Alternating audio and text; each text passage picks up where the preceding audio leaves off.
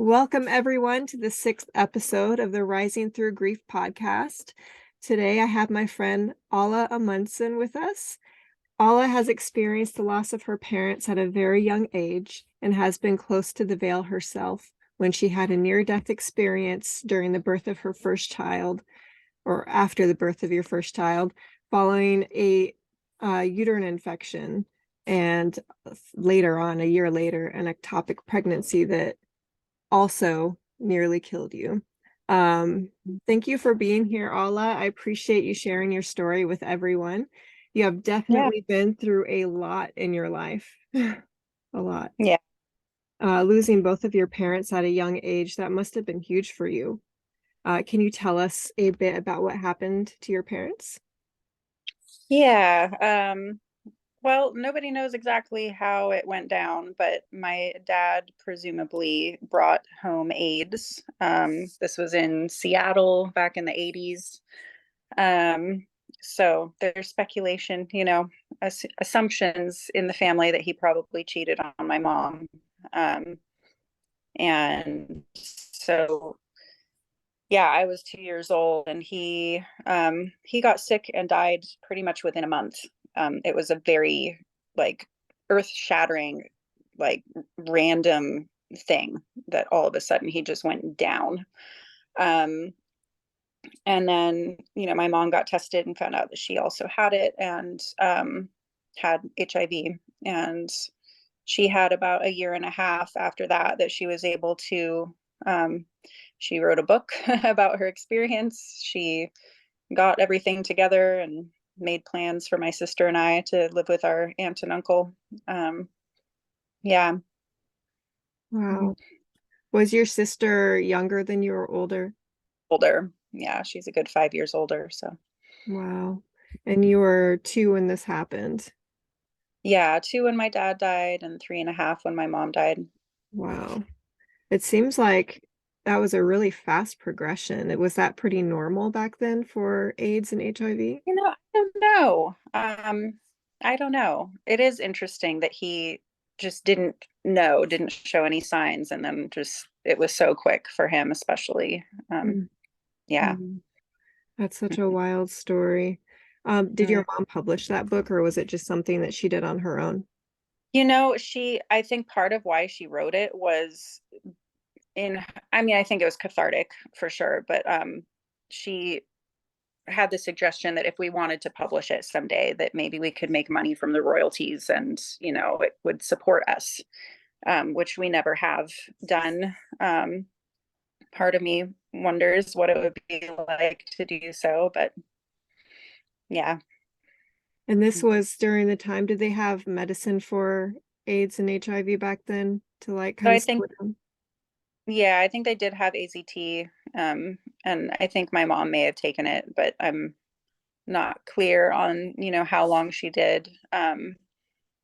Yeah, but like I said before to you, it's like I really think part of why she went down so quick as well is just that she believed that she was going down, um, Hmm. a lot of hope that she was going to survive it. And back then it was such a stigmatized thing. I mean, she had the hardest time finding anyone that would even watch us girls while she worked. We're still friends with the people who ended up taking us into their daycare because they were the only people that were like, what? We don't care. Like, they don't have AIDS. We're fine. Everybody else was paranoid. So Yes. nowadays we know a lot more about it and the life expectancy and the potential to extend one's life or even overcome the virus. So, Hmm. yeah.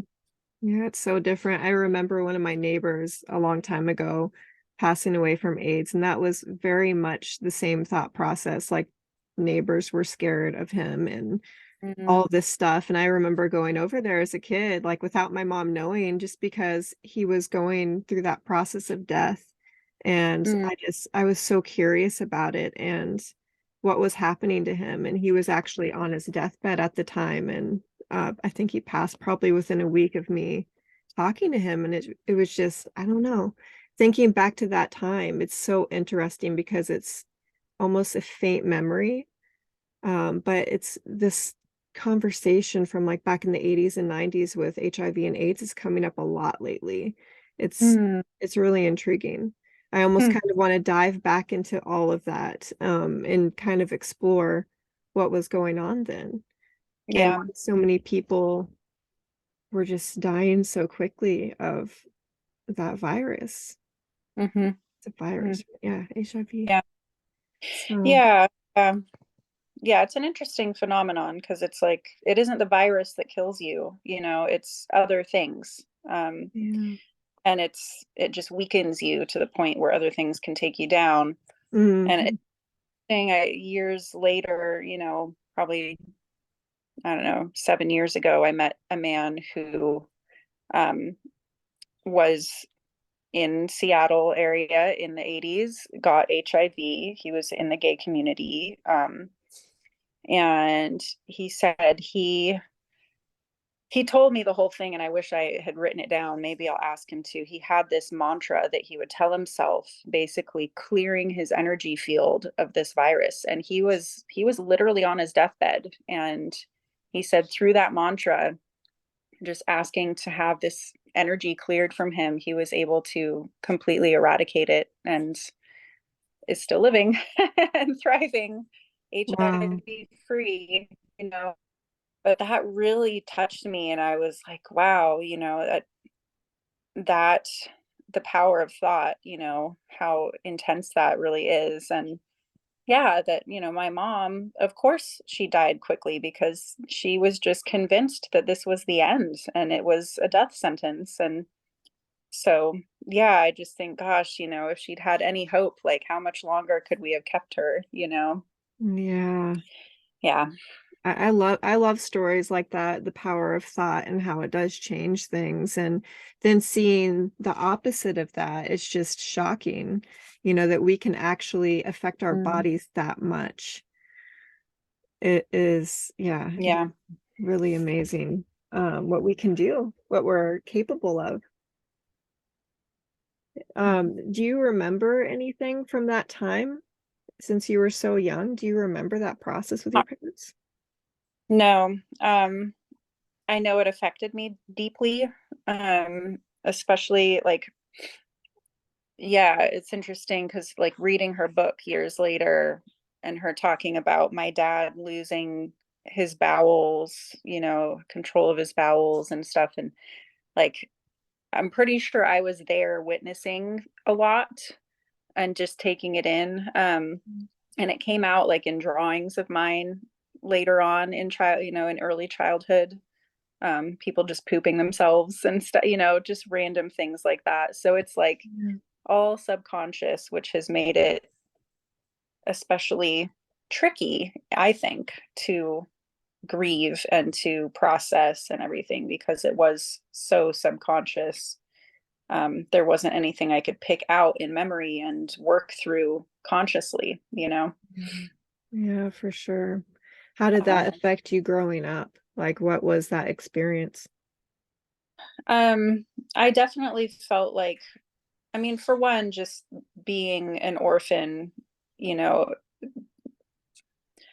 it's an intense experience knowing that you don't really have a place, feeling that way, at least. And I had loving family, although the people that raised me um really weren't the most loving of people and Mm. weren't really emotionally there for me in the way that I needed.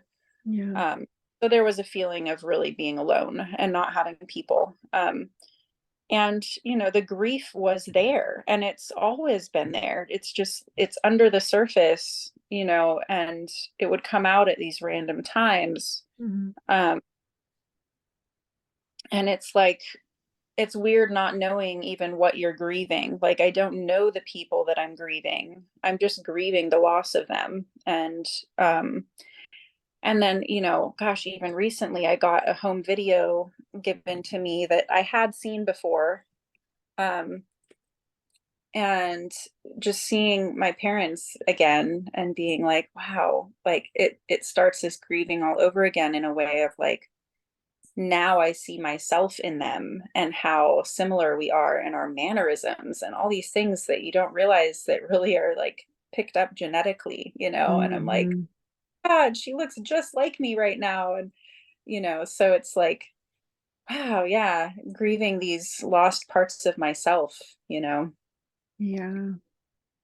Yeah, that mannerisms thing and that being genetically passed on is so interesting. It's really Mhm. interesting. You wouldn't think that that would actually be a thing, but I've heard about a lot of friends that weren't connected to their parents growing up and met them in adulthood, and they're so similar. Yeah, It's amazing. yeah. It's systems are not just your body, but your nervous system itself is somehow wired the same, or yeah, Yeah. very interesting stuff.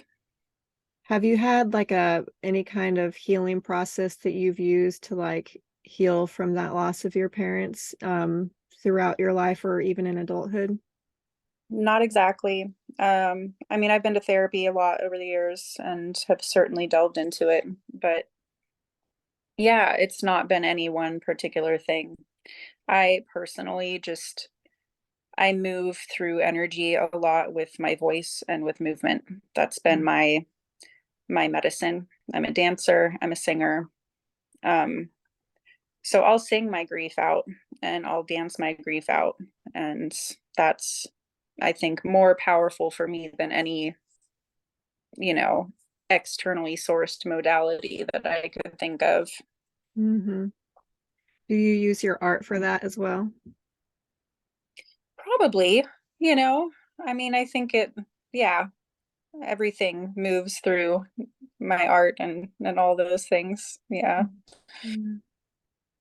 So you've been through something with when you gave birth to your first child, you experienced a near death experience after you had given birth to him.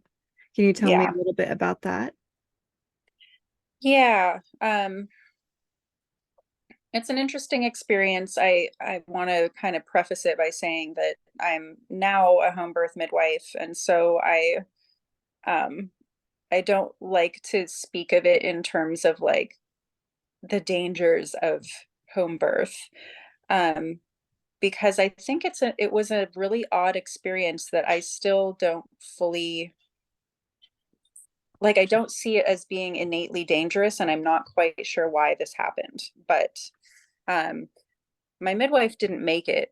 It was Mercury retrograde, if that means anything. You know, and we had this weird communication glitch, and I thought she was at another birth and didn't ever try calling her at home. And so she didn't make it, and it was a very precipitous birth and hit the ground running. Just and so there was no time to think. I was just in it fully, and it was a very, very primal experience that I'm very grateful for. I'm super grateful she didn't make it because it was just the most pure, raw experience of birth I could have ever asked for at 22 years old with very little, you know, I'd read some about birth and everything, and I'd read spiritual midwifery, but I didn't have a lot in my head about it. So it was absolutely powerful and beautiful. Um, and then, you know, I was just so in this very deep, you know, primal space. And so 2 hours passed after he was born in the water, and I just didn't even. I thought it was 20 minutes. I had no idea it had been so long. And we finally got a hold of the backup midwife and had her come because the placenta hadn't come out. And I guess it was just hanging out in my vaginal canal and was ready to come out. And I just didn't push it out or do any, you know. So she came, she helped remove that, and we got out of the tub. So the story is that presumably there was some kind of bacteria in the water by that point that went back up and caused a uterine infection. Um, so within a couple of days, I think it was about 3 days later, is when the infection became known and present. But the night before that, before my midwife came over and discovered that my uterus was really tender and I was getting feverish, and she was like, "Uh oh, you better get to the hospital." Um, the night before that was when, so I think partly because of the type of birth I had, and just I was home and I was swimming in this deep, deep water already. I was just very much between the veils and having these incredible experiences, and just felt very, very connected to my child and everything.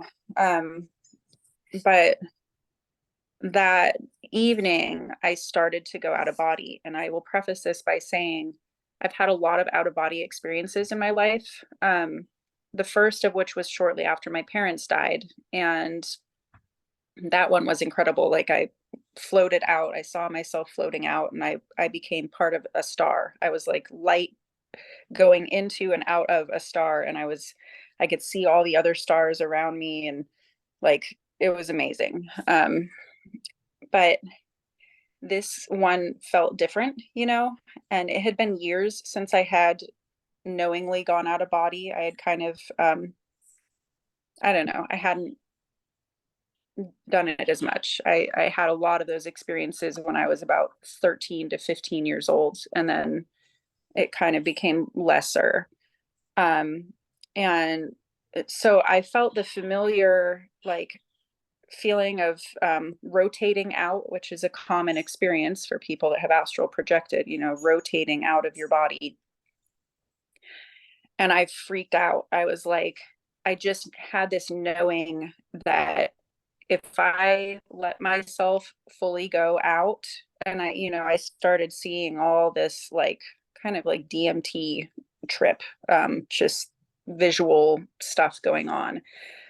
And I was like, if I go out of body right now, I'm not coming back. And so it took the hugest act of will to get myself back. Like I had never experienced this, knowing that this is not just a journey, that I was going to leave my body for good. And like it took everything I could to come back to my body. And I was very scared to sleep the rest of the night, but I managed, I think, a little bit. And that night I also then dreamed that I was in this strange bed, which I didn't realize later was a hospital bed, like that has where you're sitting semi reclined. And Mm-hmm. I was being stung by like 1,000 centipedes. We were in Hawaii, so centipedes are a thing there, but I was covered in centipedes. Um, so that was really, that was it. It wasn't, I didn't go out of body, thankfully. I didn't have as deep of a, you know, spiritual experience as some have when they like fully died. I Mm-hmm. just was in, and and it was really a scary experience for me for the moment. In retrospect, it's like I feel at peace with it, but it was this feeling of like, holy cow, I'm going to leave another orphan like myself. And so I feel like I needed to process that. Like that was a way of me processing my parents' deaths. So yeah, I ended up going to the hospital the next day, and ended up in that bed and covered in needles being poked in me, which was the centipede thing.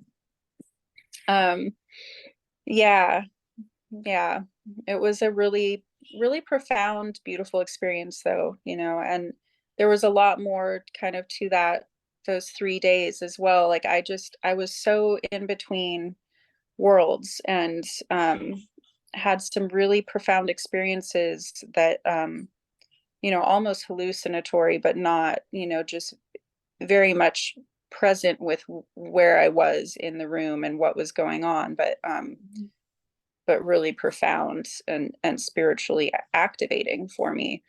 um and I think is a huge part of why I now midwife that veil. I think I um it's informed my experience of being a midwife, and has been kind of a deep knowing and understanding for me of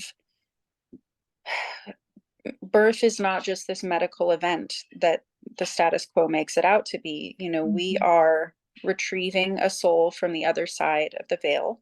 And sometimes, a woman will end up instead joining her baby on the other side of that veil, or going through it herself. And it's a sacred thing, and a really quite beautiful thing, and tragic, obviously, when that happens. But it's like, um, that knowing fuels me in this way with my work, that I think, few practitioners really grasp, or feel on a spiritual level.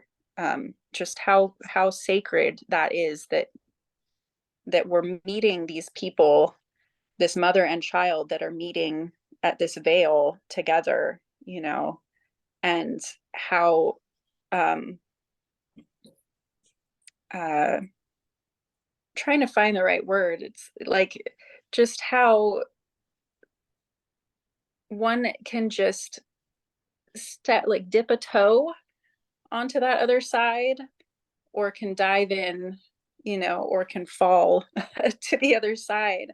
Mhm. And we're just treating it like an everyday medical event, and just blah blah blah, doing all these things to people that really kind of robs them in a way of that experience of like meeting the other side, because there's really no other time that you will, except during death, or when you're, walking somebody else through their death. Mhm. So yeah, I really hold it as a sacred experience for me, in spite of the fact that it was really scary and intense at the time. Yes. Yeah. Wow. I love that you're sharing that experience. Like, yeah, I don't think that people often think about the spiritual side of death, as opposed to the medical event, like you were saying. It's something that so many people haven't really explored. Even I think only the past 10 years have I ever thought about that.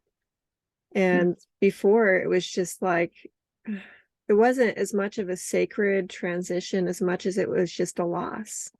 And I think bridging the gap between those two is extremely important, especially for like a grief or when Mhm. we're on our own deathbed in the future. So, and you've experienced that, and it's it sounds like such a profound experience and almost like an awakening. Yeah, yeah, for sure. And yeah, I'll add too, gosh, almost 15 years later, I don't know, 12 years later or something. Trying to think how old my firstborn was. When my second son, my third child, was born 3 years ago. Mm-hmm. Um, I had, again, a very, like, it was a really life-changing birth, without a midwife, intentionally this time. Mm-hmm. And um, a week after he was born, so I was kind of in this very soft space as well after his birth. And a week after he was born, I took a little nap with him, and I was kind of starting to drift into sleep. And I heard this rattling from the distance. Like, it made me think of like leaves, like a tree full of leaves rattling. And then it got closer until it was in my ear. And I was spooning my child. I was laying on my side, and suddenly I felt like, as it got close, I felt my father, and I saw him like spooning me. And he was there with me. And I froze and was like kind of scared, because it just was so unexpected. And I was like, is this a memory? What is it? Are you here right now? And in retrospect, I'm like, darn it, I should have just melted into that hug, like, why was I so like, ah.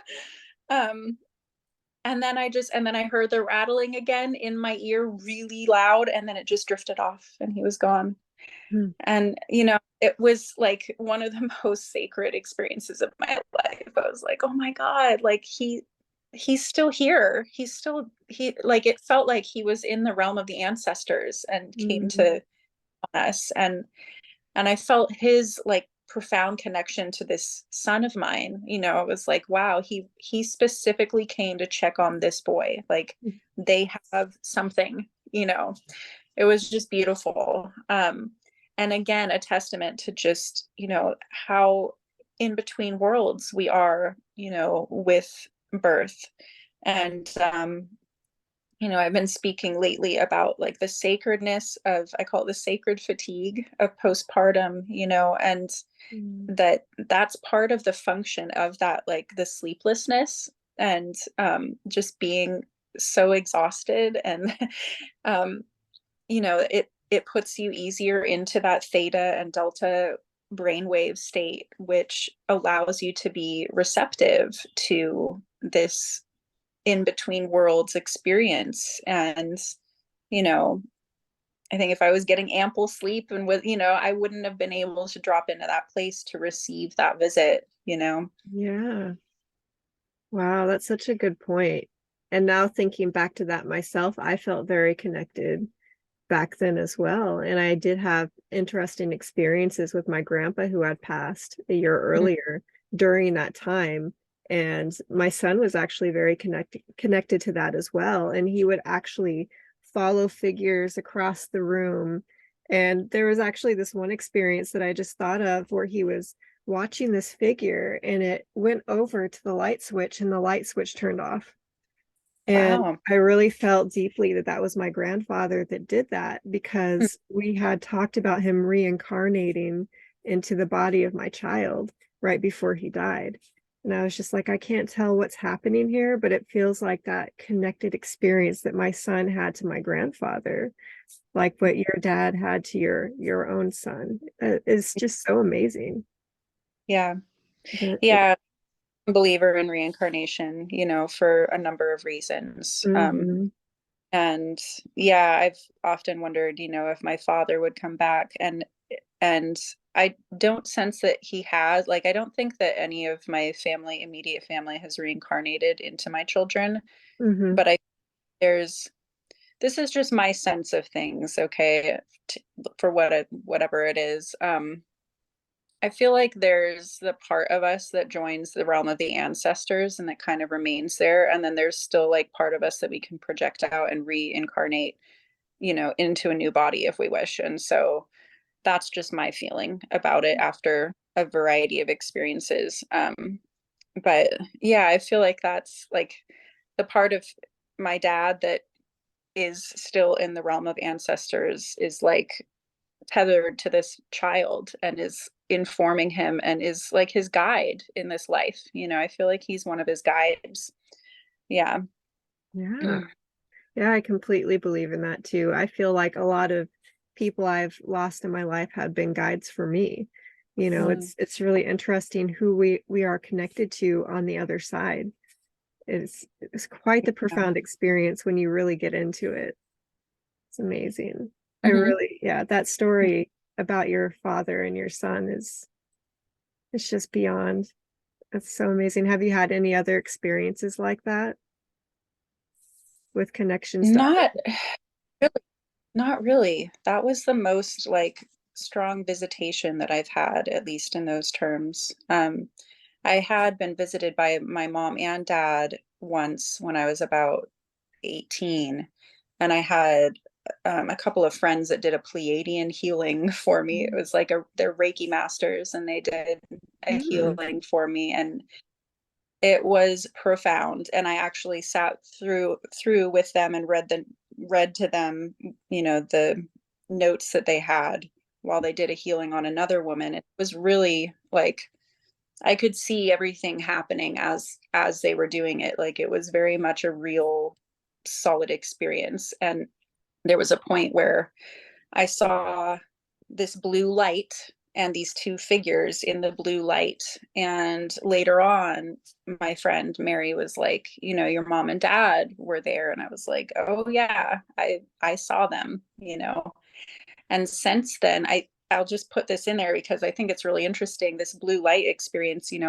Then when I had my firstborn, um, when I was pregnant with him, I had an experience of seeing the blue light, and he like his spiritual name, which I didn't end up giving him in life, but it was written in the blue light.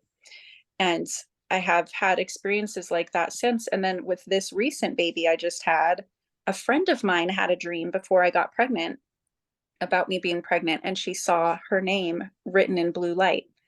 So there's something about that. I feel like that light is the light of the veil, or of the other side, or something, and messages and beings can kind of meet us in that light. Yeah. Yeah. Wow, that's amazing. I love that. I love that. There's so many ways for us to communicate with the other side.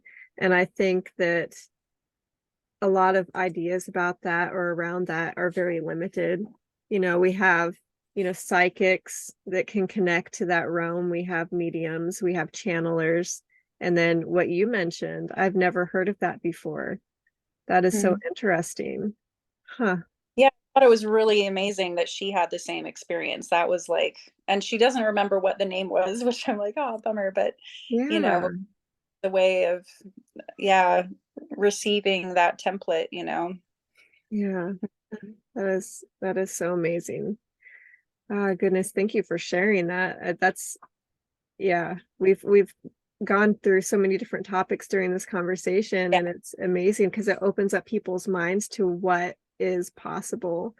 And what you were saying about how part of us is left on the other side, and then we're reincarnating, but leaving that part of us behind. I've heard about that so often, where you can even be multiple people in this life Mhm. and have that same soul, Mhm. which is just so Yeah. intriguing. Yeah, it's like the oversoul concept or something like that, Yeah. Yeah, Yeah, so I think amazing. it's way more multidimensional than we can put words to, Yeah, But yeah. I feel that as well. That is so amazing. Did you ever experience anything like what you experienced with your first birth with any of your other births? Not thankfully, no, not like that. Um, yeah, and that was the birth itself even was very unique. And I'm super grateful that I had that experience. But yeah, um, you know, as we spoke of earlier, there's, the other part of that story, which I really feel like was a continuation of it, a year later, where I had an ectopic pregnancy. And so that brought me pretty close to the veil as well. And that was it was different, and I, it was the most like painful experience of my life. Mhm. The pain of an ectopic pregnant, like, it's a pregnancy in the tube, in the fallopian tube. And so it started bursting because it had grown so much that it was bursting the tube and making me bleed internally, and causing the most extreme pain I've ever experienced, to the point where I was like passing out on the bathroom floor every morning, and then somehow it would like subside. And so I thought it was gastrointestinal. And so I didn't get it checked out till like I'd been experiencing this for a week. Mhm. um, so you know, that was another profound, I ended up in the ER like probably hours away from just bleeding out completely, and had ignored this for a week thinking it was a supplement that I'd been taking, and like that it needed to clear from my system. And oh my god, Mhm. silliness, but yeah, so that was, it wasn't quite as like, I wasn't as in the veil as before, but I definitely touched up on it and was like, just kept bumping up against it and then backing away as I was going through this intense experience in the bathroom every morning, and just like laying on the floor and passing out, and then coming back and being like, what the hell is happening to me? Um, Mhm. but I felt like it, again, it was like it was all part of this process for me of bumping up against death. And what does death mean? And um I'll speak candidly about like how, I've had a lot of thoughts of death in my life, and a lot of desire to leave this place at times. And um it's, I've also been through an intense illness myself with Lyme disease. And bumped up against that edge a lot during that journey as well. Just, at times feeling like I was going to die, at times wanting to die because I was in so much pain and so debilitated. And um, so it's been a dance for me for a long time. And, that was, I guess, just the beginning, really. It's been still another 15 years of, bumping up against that illness and everything else.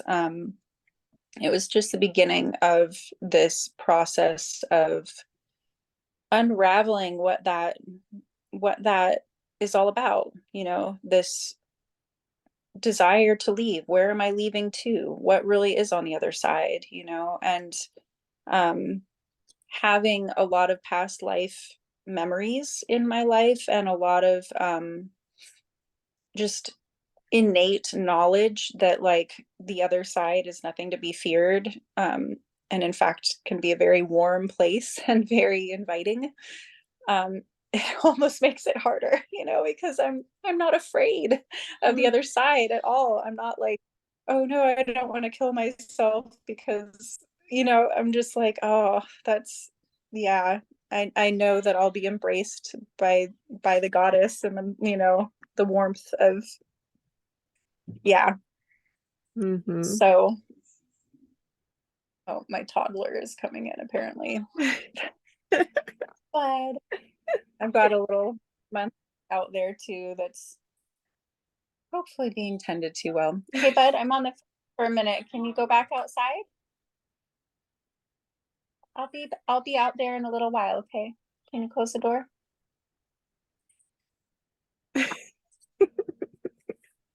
And can you please close the door?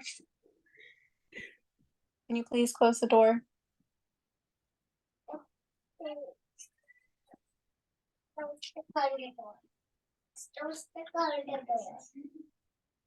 Sorry. It's okay. Avatar, can you go back out, please? Oh my gosh. It's that time.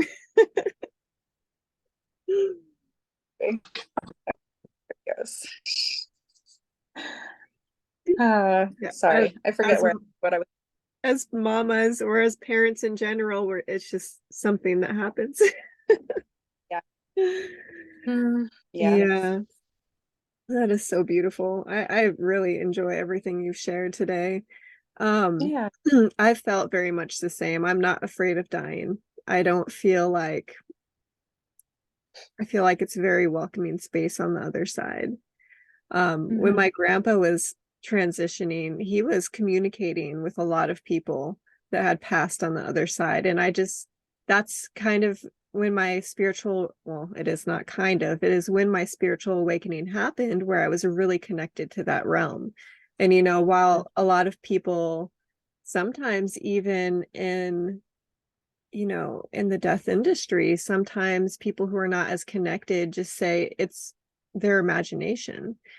They're not really seeing anything. It's just part of the process, not realizing that they are in between two different realms and actually connecting with people on the other side, people Yeah. who are waiting for them and welcoming them. And Hmm. I just connected so much to that. And I'm just like, this is really happening to my grandpa. I was like, I know this is actually happening. These beings are actually here. And in that sense, I felt very connected to them as well on the other side. So such a profound experience. Like it's actually happening. They're actually communicating with their ancestors. So yeah, it's amazing when you open Hmm. your mind to that kind of experience. Yeah. Yeah. And it can hit in unexpected ways and places too. Like it makes me think of my sister when my aunt who raised us passed away.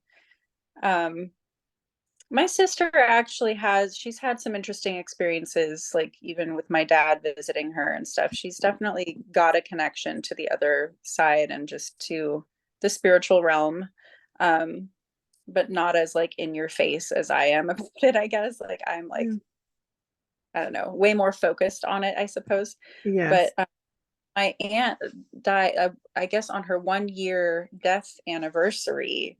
My sister says that she was in the kitchen with her kids, and I think her husband maybe was there, and her kids' sippy cup on the counter just like got pushed across the counter randomly on its own. And she was like, I think it was Sharon, it was on her death anniversary. It must have been her. But it's just, it's so, I think it's beautiful that like these experiences happen to people that aren't looking for them to, and that really it can be just a reminder and a random wake up call for people at times. And it's just such a mystery about how it happens or why they're, chosen to be spoken to at these times, or like my friend that had the dream about my baby coming through too. And, it's such a mysterious thing that these messages come through to people at random times. And, um, it's kind of sad that we don't get the reminders more often, but it seems like when it happens, it's meant to happen in that way, in that profound way for that particular person, just to kind of give us a little nudge on our path, to remember who we are and where we really come from. And um, hopefully reinvigorate our desire to be here, and to not take it so seriously, I guess, to remember that it's like we're here for a short time, and then there's so much more, and it's so vast and so nuanced and multifaceted, multidimensional. And so we don't need to be afraid of living either. Yes, I agree with that. Being so connected as you are to that other side, do you notice that your children have that kind of connection as well? I'm really curious about if this is a family thing. I think so. Yeah. I think more, as they grow, it becomes um there's like that sweet spot where they're able to communicate, and they're still very liminal on the other side, and then it changes. But yeah, I've had some just, and in general, just profound kind of psychic experiences with my kids too. I think all of them are gifted in their own way. My daughter Lila, I think especially, has this yeah, this giftedness. Yeah. Yeah. Yeah, she's very connected. Like you can just tell she is a very special soul. Yeah. Yeah. Yeah. And I feel that with Avatara too. I feel that Hmm. a lot with him. He Hmm. seems very connected as well. Yeah, you have some beautiful beings that you brought into this realm. That's so amazing. I love all the work you do, and I love all the things you have to share. Um, how can people find you if they're interested in your work? Oh, well, I have a website. It's nourishwellnesswithin.com. And I'm working on, I'm a birth keeper, birth worker. And so I'm working on a whole compendium of courses that I've made and resources for birthing families. And so it's going to have its own, like, it's on the Mighty Networks app. Um, and gives people an opportunity to then be in communication with each other and to be Mhm. part of a community as well as a learning resource. So that is, I want to make sure I have it right. nourishedwatersbirth.com, I believe. I think I'll, that's how I'll it is. post it after and make Okay. sure And everything. it's Networks app, Mighty Networks app, as Nourished Waters Birth Portal. Yeah.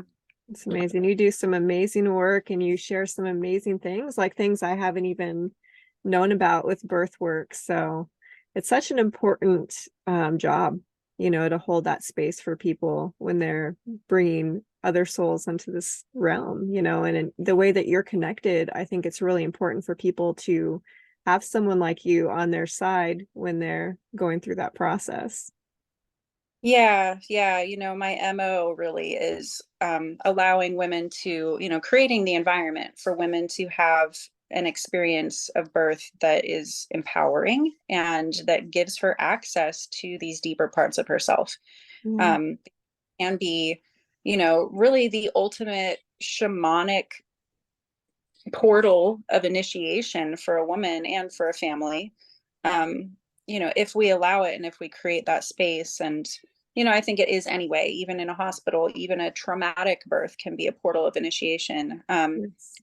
I'm hoping to be able to give women the resources and the nurturing to be able to allow that experience to be empowering and really just to, which really is to say, to just be present, to be able to be present with whatever is, in a profound way, and allow that to change your life, and inform you as a mother and as a spiritual being for the rest of your life. Yes. Yes. That's amazing. Well, thank you so much. I really appreciate you being on today and sharing all these experiences. And I know it's going to open up a lot of people's minds into different things that they may have not explored before. So I really appreciate this. And your stories are just, they've changed me just during this conversation. So thank Thank you so much, Ala. Yeah, I appreciate it. Take care of Oh, yeah, you you. as well. Yeah. All right. Bye, everyone. Bye.